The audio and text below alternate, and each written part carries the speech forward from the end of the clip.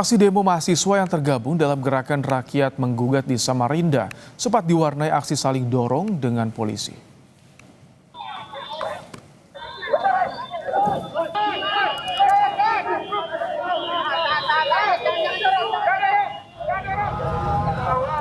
Kericuhan terjadi saat mahasiswa mencoba menutup jembatan Mahakam pada Kamis sore. Mahasiswa meminta 5 tuntutan, salah satunya evaluasi perbaikan ekonomi terhadap program MBG dan menghentikan Koperasi Desa Merah Putih. Mereka juga mengkritik kenaikan BBM yang memicu bahan pokok naik, serta keterlibatan militerisme di ruang sipil.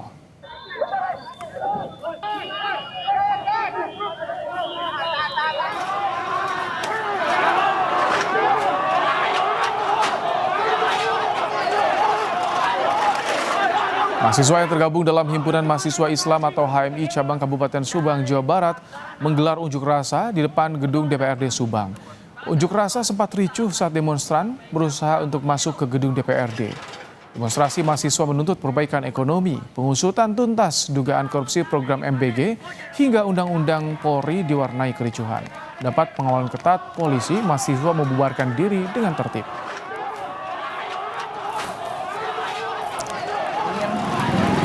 Dievaluasi dan ditinjau kembali terkait poin-poin yang tentunya bagi kami itu kurang pas. Apalagi berbicara Polri bisa masuk ke ranah sipil, itu yang kita koreksi.